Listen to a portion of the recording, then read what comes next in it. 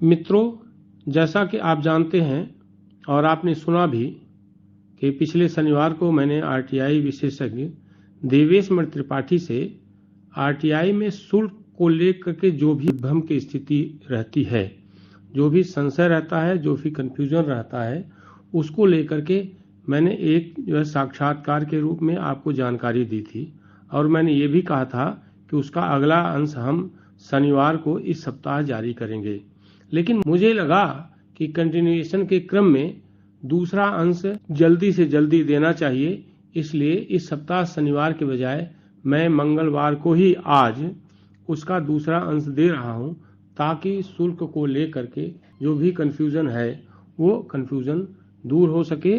मेरा आग्रह इसके साथ एक और है कि आप जब भी एपिसोड देखें सूचना की दुनिया का, आप उसे पूरा देखें, अधूरा न देखें, क्योंकि अधूरी जानकारी हर समय खतरनाक होती है। आप यह एपिसोड देखिए, हमें आपकी प्रतिक्रिया का इंतजार रहेगा। और एक ने तो ये कहा कि आप अमुक से फोटो स्टेट करा जाकर वहां जमा कर दीजिए, इसके बारे में क्या है? बिल्कुल सर, मैं स्पष्ट करूं, आयुक्त में ऐसा कोई प्रावधान नहीं दिया गया स्पष्ट रूप से, क्योंकि सरकारी अभिलेख सबसे इंपॉर्टेंट सर, आप इस पे आए। सरकारी अभिलेख बाहर कार्यालय से ले जाने पर उसकी क्षति हो सकती है, सबसे इंपॉर्टेंट है। तो अगर ऐसा कोई करता है तो कहीं न कहीं ये समस्याप्रद है, इसलिए मुझे लगता है आयुक्त में प्रावधानित नहीं किया गया, क्योंकि ऐसा किया था तो कोई कहता हमको दीजिए, आप हमारे साथ चलिए। तो ऐसे जो मेरे अभिलेख हैं, उनका कहीं न कहीं क्षति हो सकती है। तो जो आप कहे सर, नहीं, लेकिन ये एक समस्या तो ही है कि जरूरी नहीं हर कार्यालय में फोटो स्टेट मशीन हो। ठीक सर, वो उनका दायित्व है, इसीलिए बनाया गया। अगर A4 साइज का पेपर है, उसके लिए 2 रुपए से 3 रुपए आप डिमांड नहीं कर सकते। ये आईएफटी, ये अलग बात है, 2005 में बनाया गया, आज तक इस पे कभी संशोधन नहीं किया गया। अगर संशोधन नहीं किया गया तो 2 रुपए प्रति पेज है। फ्लॉपी के लिए इसमें ये कहा गया, अगर आपके बड़े सीट चाहिए, अगर आपको वही लीगल पेज में चाहिए, तो लीगल पेज का आपको उसने 3 रुपए और 4 दोनों अलग-अलग किया। कलर चाहिए तो इसमें ये कहा गया है जो उसकी कास्ट आएगी। जैसे सर बड़े नक्शे हैं, तो बड़े नक्शे 2 रुपए में नहीं दिए जाएंगे। आयुक्त 7 का में प्रावधान करता है कि उसकी जो लीगल कास्ट आएगी, लीगल कास्ट आप देखें, मार्केट वैल्यू देखें और लीगल कास्ट दें। फ्लॉपी के लिए भी है कि फ्लॉपी अगर चाहिए, हार्ड डिस्क चाहिए, ऐसी स्थिति में आप दोनों उपलब्ध करा सकते हैं। अगर जैसे किसी को 1 टेराबाइट की सूचना चाहिए, कार्यालय में कोई उन्होंने सीसीटीवी फुटेज की डिमांड कर दी। सीसीटीवी फुटेज के लिए 2 चीज है, या तो आप उसका शुल्क दे दें, या तो आप अपना हार्ड डिस्क दे दें। दोनों स्थितियां हैं जिसमें आपको सुविधा हो। और अगर शुल्क देना है तो मार्केट वैल्यू जो भी है कि 1 टेराबाइट की जो हार्ड डिस्क है, आप उसकी कीमत दे दीजिए, वो कॉपी करके आपको दे देंगे।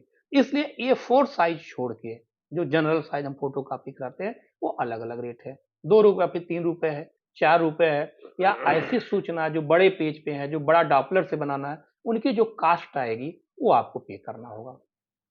अच्छा, शुल्क जैसे 6-3 के तहत आपने 5 दिन में, अधिकतम 5 दिन में अंतरण कर दिया।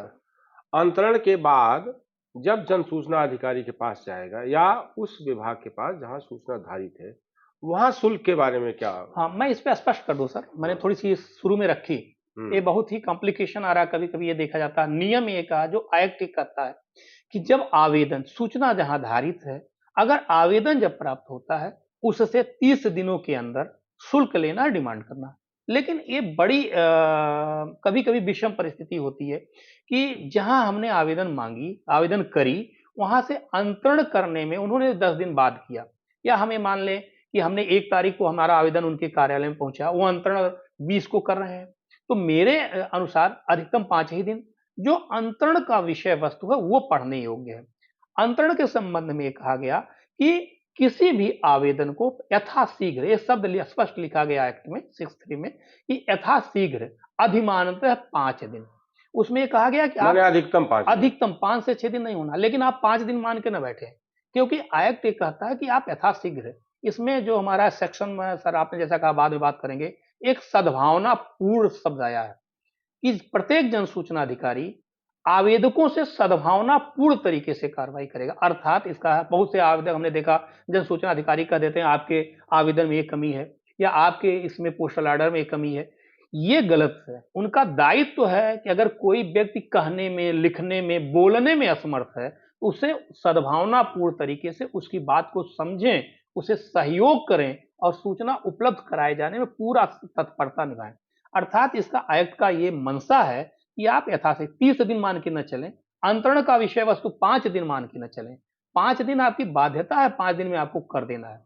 अब सवाल ये उठता है कि अगर उन्होंने 20 दिन बाद करी और आवेदक को तो 5 दिन अंतरण हो गया और 30 दिन उसका समय हो गया, उसे 35 दिन ही है, तो वो तो ऑलरेडी इस लीगल वे में है कि उसे 35 दिन बाद सूचना निःशुल्क दी जाए, क्योंकि 5 दिन अंतरण का विषय वस्तु अधिकतम है और 30 दिन। अब समस्या ये उठी, फिर वह भी अगला व्यक्ति भी सही है जिसके यहाँ 20 तारीख को 20 दिन बाद अंतरण मिला, क्योंकि एक्ट कहता है। अच्छा, 20 दिन बाद अगर अंतरण मिला तो जहां अंतरण जिस दिन मिला उस दिन से 30 दिन काउंट होगा। लेकिन अब पैसा कौन देगा सर, मैं यही क्लियर करना चाहता हूं कि वो लीगल रूप में वो सही है, क्योंकि एक्ट ये कहता है कि सूचनाधारित जहां, क्योंकि जब अलग प्राधिकरण हो, अगर अग्रेषण का विषय नहीं है, हमने शुरुआत में कही कि अगर 5-4 के तहत अग्रेषित नहीं किया गया, एक ही कार्यालय से संबंधित नहीं है, दोनों अलग अलग प्राधिकरण है, तो वो सही है, क्योंकि वो तो अपने एक्ट के अनुसार 30 दिन में सूचना देगा।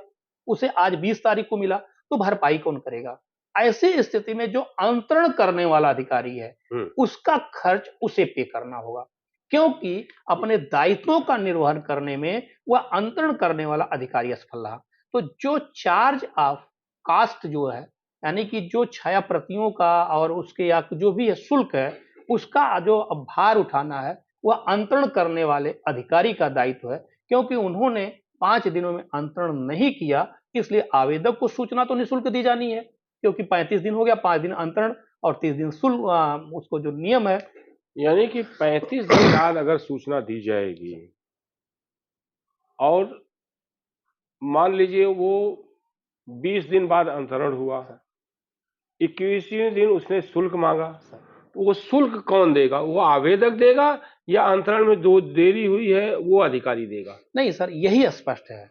अगर ये चीज जरूर हमें सबसे पहले उस पॉइंट पे चलना है कि 5 दिन हम अंतरण लेंगे और सपोज दैट सर किसी ने 20 दिन पे अंतरण कर दिया, दोनों चीज क्लियर करें, 20 दिन पे अंतरण कर दिया, 21 दिन पे शुल्क मांग लिया सपोज दैट, तो निश्चित उसके पास 9 दिन है, हो सकता है 9 दिन में सूचना दे दे। अगर 30 दिनों में सूचना डिलीवर्ड कर दी जा रही है तो इसका भार आवेदक के ऊपर है।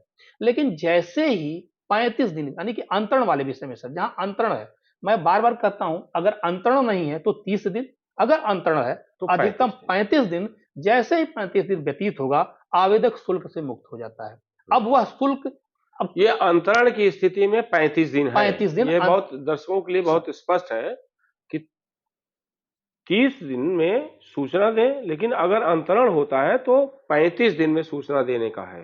35 दिन में, लेकिन जैसे 36 दिन होगा, शुल्क मांगने का नहीं। मैं दर्शकों को आपके माध्यम से और सबसे पहले मैं सभी को और सर को आपका बहुत बहुत मैंने धन्यवाद ज्ञापित करता हूं कि एक ऐसा विषय वस्तु है सर आपके द्वारा जो किया जा रहा है, जिसकी जितनी सराहना कीजिए कम है सर, क्योंकि आम व्यक्ति को ये जानना चाहिए कि उसके अधिकार क्या है और आरटीआई क्या है। तो मैं आपके माध्यम से बताना चाहूंगा कि शुल्क मांगने का समय सीमा 30 दिन नहीं है, सूचना डिलीवर्ड किए जाने की, यानी कि सूचना आवेदक को प्राप्त कराए जाने के, यह स्पष्ट है कि सूचना 30 दिन में प्राप्त इस बीच अगर आपको शुल्क मांगना हो तो आप मांग लें और लेकिन सूचना अगर आपने शुल्क मांग लिया तब भी 30 दिन के भीतर ही सूचना दें। लेकिन एक चीज और कर दे सर, हमने देखा कोई कह दिया कि लगभग इतने धनराशि, दूसरी चीजों कह दिया, ऐसा नहीं है। हाँ, ये बात आरटीआई एक्ट ये कहता है 7(3) का 7(3) ये कि जन सूचना अधिकारी आवेदन प्राप्त करने के बाद बिंदुवत गणना करेगा।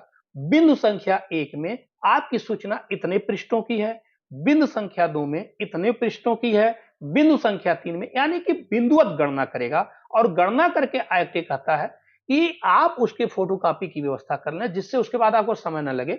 आप आवेदक को बताएं बिंदु संख्या 1 के सापेक्ष इतने पृष्ठ, अगर फ्लॉपी है तो इतने पृष्ठ, बिंदुवत बताएंगे। क्योंकि माननीय सर्वोच्च न्यायालय में इस डेफिनेशन भी आया कि सपोज दैट हमें जानकारी नहीं है कि आवेदक को यह पता नहीं कितने पृष्ठ हैं। मान लीजिए कि आपने कहा कि बिंदु संख्या 1 पे आप हमको 100 रुपए है, बिंदु संख्या 2 पे 5000 है, बिंदु संख्या 3 पे मान लीजिए 4000 रुपए है। आवेदक के पास इतना पैसा नहीं है कि तीनों बिंदुओं की सूचना ले सके।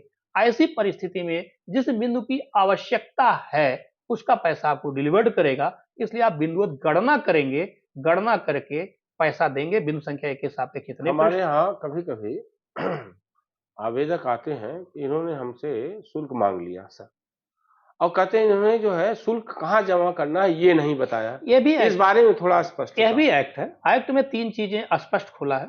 पहली चीज सद्भावना, जो हमने सर कही कि वो आवेदक जो है उनका कहीं ये मान के मत चलिए कि आपका विरोधी है। वो आपके देश का वह नागरिक है जिसके लिए पूरी व्यवस्था है। अर्थात जो हमारा संवैधानिक व्यवस्था है, जो मेरा संविधान प्रति हम भारत के लोग, इस पे बनाया गया। तो सबसे पहले कि आप उसको जो पैसे के बारे में पैसे की डिमांड करते हैं या जो चीज उससे डिमांड कर रहे हैं, तो कहाँ जमा करना है ये आवेदक डिसाइड नहीं करेगा, ये आपको बताना है। और एक्ट में स्पष्ट कहा गया एक लेखा शीर्षक। अभी कई लोगों को हमने देखा, सर मैं क्लियर करूं कि आप इस लेखा शीर्षक में जमा करिए, लेकिन एक्ट कहता है कि उसे जमा करने का जो सुगम व्यवस्था हो। आज डिजिटल व्यवस्था है और डिजिटल व्यवस्था में कहता है कि आप उसको इलेक्ट्रॉनिक माध्यम से भी बताएं आपका अकाउंट नंबर क्या है, या ऐसी जो आपको सुगमता से प्राप्त हो उस हेड में आप ट्रांसफर करेंगे, क्योंकि वह मद जो पैसा आपके मद में आएगा वो आप मद में ट्रांसफर करेंगे। और आप उस आवेदक को अकाउंट नंबर जो आपके कार्यालय का है या डिजिटल माध्यम जिससे दे सके, और या जो भी है आप उसको बताएं और लिखित में दें। तीसरी चीज और सबसे इंपॉर्टेंट है जो अमूमन लोग नहीं करते हैं कि विषम परिस्थितियों में अगर वो आपको लिखना होगा कि अगर आप मेरे इस मतलब दिए गए उत्तर से संतुष्ट नहीं है तो प्रथम अपीली अधिकारी का विवरण अवश्य दें।